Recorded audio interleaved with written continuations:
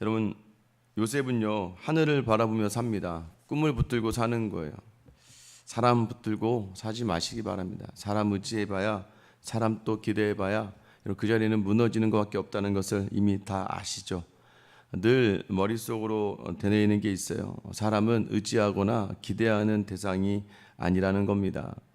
많은 목회자들 또는 많은 성도들, 목회자만 그러겠습니까? 또는 여러분의 가족에게도 남편 의지하다가 남편 때문에 무너지잖아요. 아내 의지하다가 아내 때문에 의지하고, 자식 의지하면요 자식 때문에 무너지는 겁니다. 여러분, 우리가 놓치지 말아야 될 건 이 땅의 것들, 내가 돈을 의지하면 돈으로 무너지는 거예요. 권력을 의지하면 권력으로 무너지는 겁니다. 여러분, 이 상황을 여러분들이 서 있지 않도록 하기 위해서 우리가 하늘을 꿈꾸며 또는 하나님 주신 꿈을 붙들며 사는 자리가 바로 이 아침에 예배의 자리인 줄 믿으시기를 축원합니다. 왜요? 또 흔들렸으니까. 예배 드리고 가도 여러분 동일하죠. 저 어제 우리 교회 성도들에게 이렇게 얘기했거든요. 분명히 말씀 듣고 가도 우리의 입은 불평과 원망과 분노와 아쉬움과 낙심과 무너짐밖에 없을 것이다. 어쩔 수 없죠. 다행히 저는요 그나마, 왜냐하면 예배 마치고 순장반 마치고 제자반 했더니 집에 가서 버틸 힘이 없어 그냥 잠이 드는 거죠. 다행히 너무 이 말씀만 나누다 보니까 은혜만 가득하고, 제가 요즘에 느낍니다. 처음에 남자분들이요 모이면 서먹하고 이 속에 있는 이야기들도 잘 안 나오고 그래요. 근데 이제 한 5주면 끝나거든요. 5주면 제자훈련이 맞춰지는데요, 얼마나 화기애애해야 하는지 몰라요. 처음에는 그렇게 서먹하고 나이 차이도 많이 나오고 직업도 다르고 하는데, 그래서 안에 있는 것들을, 예전에는 이야기하지 못했던 속에 있는 이야기들 다 꺼내네요. 여러분, 우리의 모든 쓴뿌리를 끊어내는 자리들을 여러분이 믿음으로, 말씀으로 감당해 내셔야 돼요. 제가 사실 저는 잘 못하거든요. 근데 이분들끼리는 손을 잡고도 잘 기도하시고요. 서로의 상대방의 그 기도 제목이나 삶을 돌아보면서 반응해요. 그리고 참 감사한 건 삶의 변화가 있어요. 여러분, 우리 믿음의 자리는 눈 가리고 아웅하는 자리 아니에요. 은혜로 삽니다 해놓고 삶이 아무런 변화가 없으면, 여러분 감당해내는 게 없으면, 성도들 가운데 간혹 가다가 이렇게 헌금을 하실 때가 있잖아요. 근데 가끔은 어떤 분들은 물론 마음으로 다 하시는 거지만, 어떤 분들은 제가 헌금을 받고도 마음이 좀 어려워질 때도 참 많아요. 그런데 저한테 저를 주는 건 아니니까 그러면 더 하나님 앞에 간구하게 됩니다.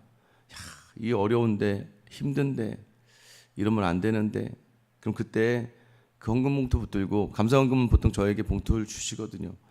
붙들고 더 기도하게 됩니다. 하나님, 이 가정에 하나님의 복을 더 많이 부어주세요. 왜 그렇습니까? 하나님께 소망을 두고 살아가기 때문이에요. 상황과 형편이 안 되는데도 불구하고 그 입에서 쓴뿌리가 나오지 않고, 그 입에서 원망이 나오지 않고 감사가 나오고 기대가 나오고 소망이 나오는 자리. 사실 어제도 제 마음에 큰 위로가 되고 힘이 되고 도전이 되는 자리가 되었던 것 같아요.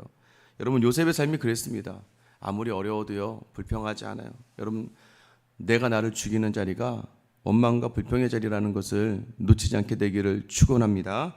여러분, 요셉이 그 하늘의 소망을 바라보고 살아가니까 여러분 요셉에게 복을 주시는 거예요. 여러분, 그 마지막 잡았던 걸 놔야 돼요. 그래야 하나님은 채우시는 거예요. 요셉이 무엇을 내려놨을까요? 복수를 내려놨어요. 복수를. 내가 형들 나중에 만나면 가만두지 않을 거야. 보디발의 아내 가만두지 않을 거야. 여러분, 우리가 이렇게 생각할 수 있지 않아요? 내가 만나기만 해봐. 날 팔았던 형들 만나기만 해봐. 내가 총리가, 여러분 요셉이 총리가 되었을 때 제일 먼저 저는 아마 보디발의 집에 갔을 것 같아요. 그렇지 않아요 여러분? 가가지고는 내가 그냥, 근데 여러분 성경 어디에도 요셉이 보디발에게 해코지했다는 구절이 나오지 않아요. 여러분, 요셉이 뭐라고 고백해요? 아들을 낳고, 므낫세 첫째 아들을 낳고 모든 것을 잊게 하셨다, 이렇게 고백하거든요. 내가 모든 것을 잊었다. 여러분, 여기 잊었다라는 건 뭐가 있어요? 복수해야 될 것들도 잊어버리는 거예요. 왜 잊어버립니까? 에브라임, 풍성하게 하시는 일을 내가 만나고 경험하기 때문이에요. 우리의 삶의 모든 자리를 풍성하게 하시는 주님을 만나기 위해서 여러분들 앞에 먼저 뭐가 있어야 돼요? 잊어야 돼요. 특별히 고난과 고통과 아픔과 서러움과 분노의 자리를 내어놔야 돼요. 그때 여러분 복수를 내려놓는 요셉에게 하나님 회복을 주시는 거예요. 또 하나, 드디어 야곱이 무엇을 내려놔요? 베냐민을 내려놔요. 내가 잃으면 잃으리로다. 우리가 신앙생활을 하는데도 불구하고 내려놓지 못하는 것들이 참 많습니다. 내 고집과 아집과 막 믿음 생활을 막 하다가도 어느 순간 여기 다시 가 있죠, 여러분. 어느 순간 괜찮다가도 어려운 일이 좀 부닥치고 삶에 고난이 있으면요, 다시 언제 그러냐처럼 여기 가 있는 나의 모습, 여기가 뭐예요? 내가 붙들고 있는 거예요. 나 이것만은 못 내려놔. 어떤 분들은요, 돈을 못 내려놔요.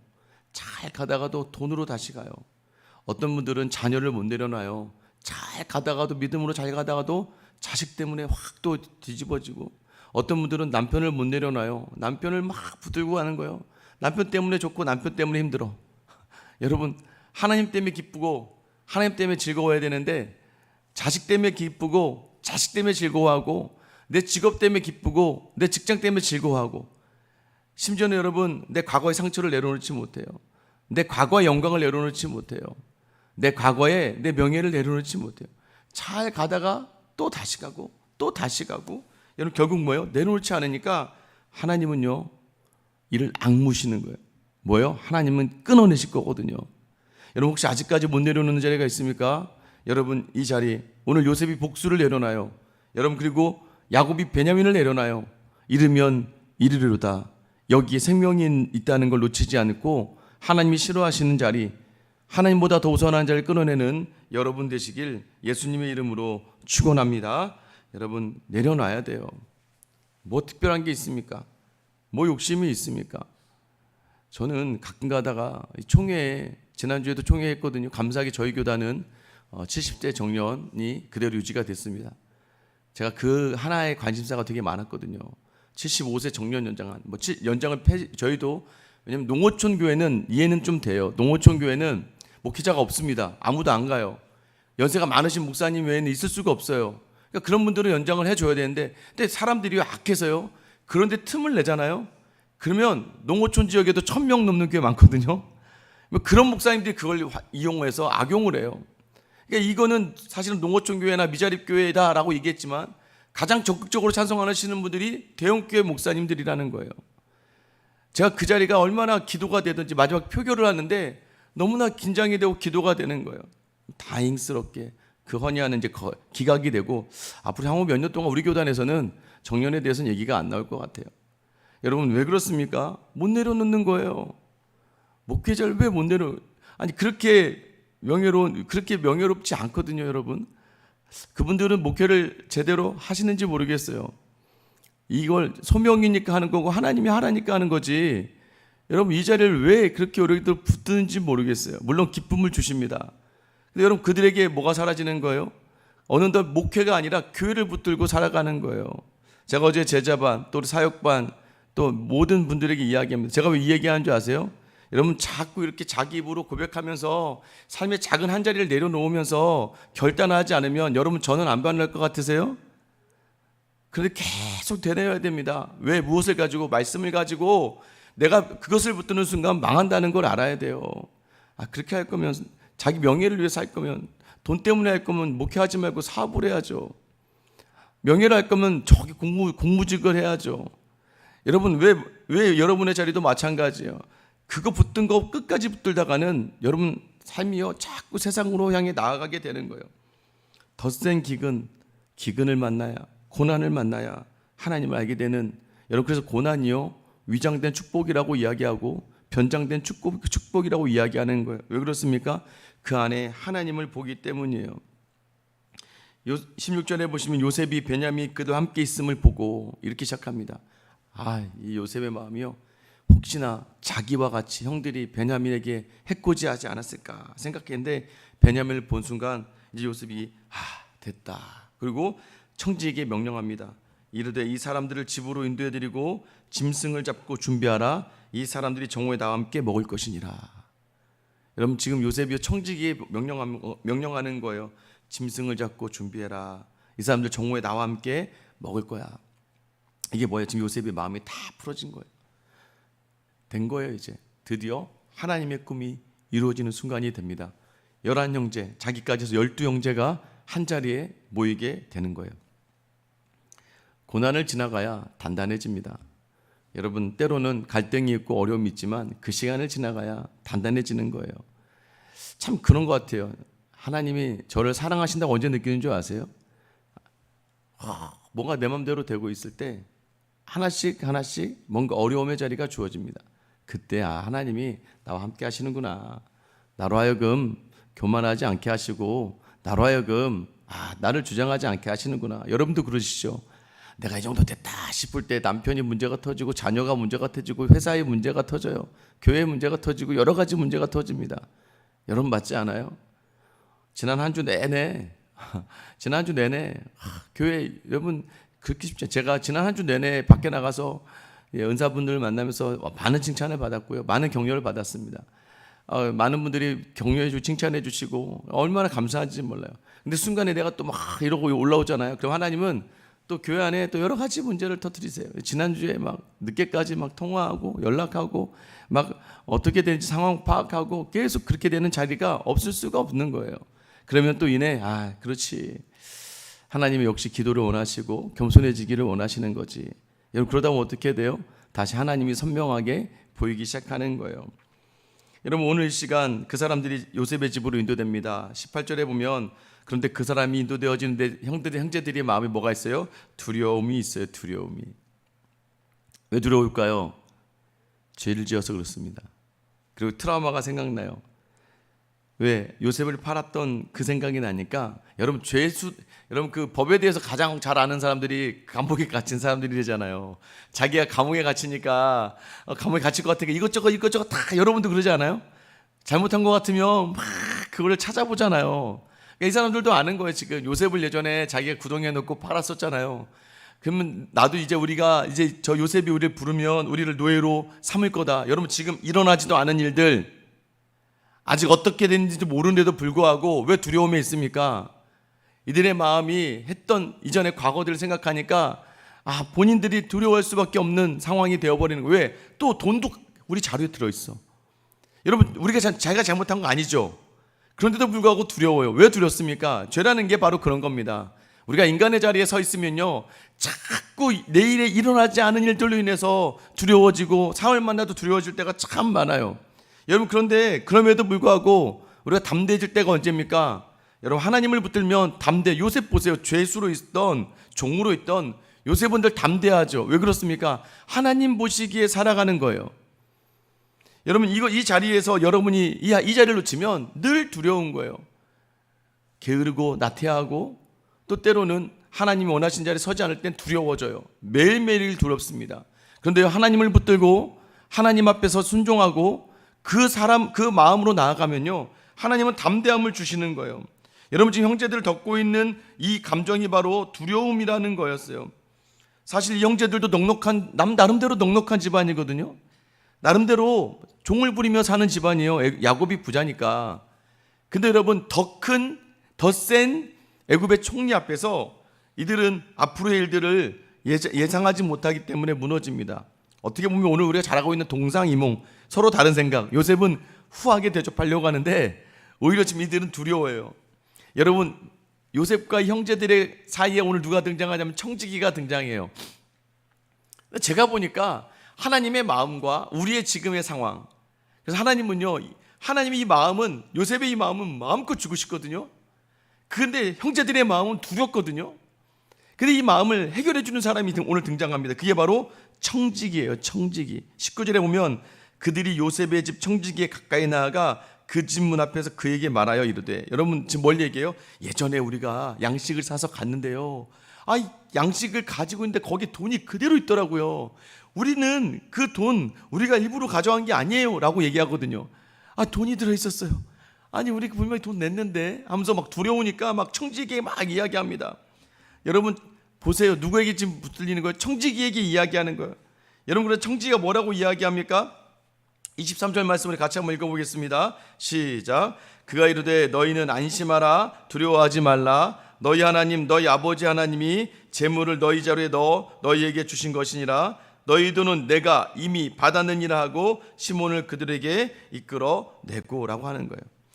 여러분, 오늘 두려움으로 나온 여러분들이 있습니까? 하나님은 마음껏 주고 싶으신데 오늘 두려워하는 여러분에게 주시는 오늘의 말씀, 여러분 안심하고 두려워하지 마시기 바랍니다. 여러분의 하나님께서 이미 여러분의 모든 삶의 자리를 감당해 주신다는 거예요. 오늘 안심하라 라는 단어가 샬롬이에요. 평강이 있을지어다. 야, 너 평강을 가져. 여러분, 오늘도 여전히 두렵습니까? 오늘 이 말씀을 저와 여러분에게 주시는 말씀을 받게 되기를 예수님의 이름으로 축원합니다. 무엇입니까? 너희 하나님, 너희 아버지의 하나님이 너희에게 주셨다. 여러분, 더해지는 모든 은혜들, 재물, 보물, 여러분 이거 전부 다 하나님이 주셨다라고 이야기하는 거예요. 그때 여러분 이 형제들에게 기억난 단어가 있어요. 말이 있습니다. 창세기 43장 14절에 보면 요셉 전능하신 하나님 앞에서 그 사람 앞에서 너희에게 은혜를 부사 그 사람은 너희 다른 형제와 베냐민을 돌려보내게 하실 원하노라. 내가 자식을 잃게 되면 이르리로다 라고 이 야곱이 이야기하잖아요. 결국은 여러분 뭐예요? 은혜를 베푸사 하나님은 은혜를 베풀어 주실 거야.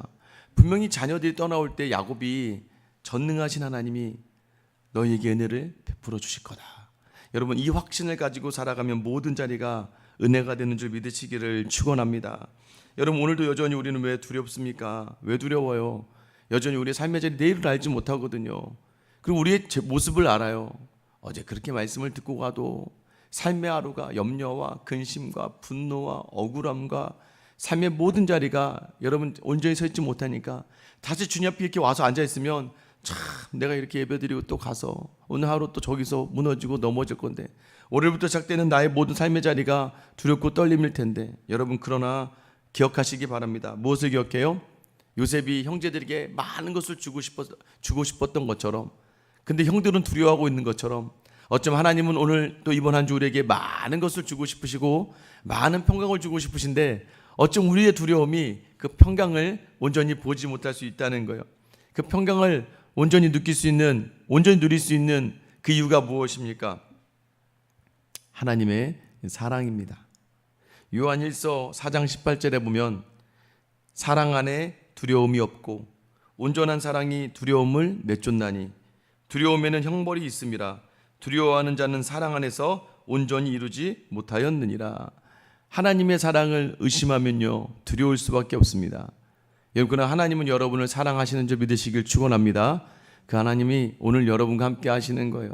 그럼 고난도 답답함도 갈등도 때로는 연약함과 부족함도 하나님이 주시는 것으로 인정하며 입으로 죄짓지 아니하고 원망하지 아니하고 그 자리에서 더 주님을 바란다면 우리 주님은 이 고난과 아픔과 광야의 자리를 가나안이라는 풍성함과 만족의 자리로 반드시 인도해 주실 줄 믿습니다. 오늘 여러분에게요 하나님이 말씀하시는 거예요. 이제 그만 두려워하지 말고 안심하라. 평강이 있을지어다. 여러분 우리가 이제 오늘 이 청지기의 사명을 감당해야 되지 않겠습니까? 여러분이 오늘 가는 곳마다 만나는 사람들에게 평강이 있을 거야. 하나님이 너를 사랑하셔. 이 하나님을 또 이 하나님의 사랑을 온전히 전하는 귀하고 복된 하루가 되시길 예수님의 이름으로 축원합니다. 기도하겠습니다. 사랑의 하나님, 우리는 연약하고 부족하여서 또 넘어지고 쓰러지고 또 때로는 내 힘으로 되지 않는 자리에서 분노하고 원망하다가 두려워하게 됩니다. 오늘도 사실은 이 새벽에 나오면서 두렵습니다. 하나님, 물질 때문에 두렵고 건강 때문에 두렵고 관계로 인하여 두렵고 하나님 여러 가지 것들이 생각이 되며 묵상할 때마다 말씀을 놓치면 인간의 생각으로 가득 차 무너지는 우리의 인생인 줄 믿사오니 아버지 하나님 오늘 이 시간 다시 하나님의 사랑을 묵상하며 나를 향하신 하나님의 그 사랑이 오늘 우리에게 주시는 말씀 너희는 안심하라 두려워하지 말라. 오늘 이 시간 우리 함께 하신 하나님의 사랑을 붙들고 넉넉하게 오늘을 이번 한 주를 살아내는 저 우리 모든 성도의 한 주가 되어 하나님의 살아계심을 우리가 청지기로서 전하고 그 사랑을 이야기할 수 있도록 우리의 삶 가운데 또 우리 인생을 도구로 삼아 주시옵소서. 오늘도 함께 하실 우리 주 예수 그리스도의 이름 받들어 기도드립니다. 아멘. 여러분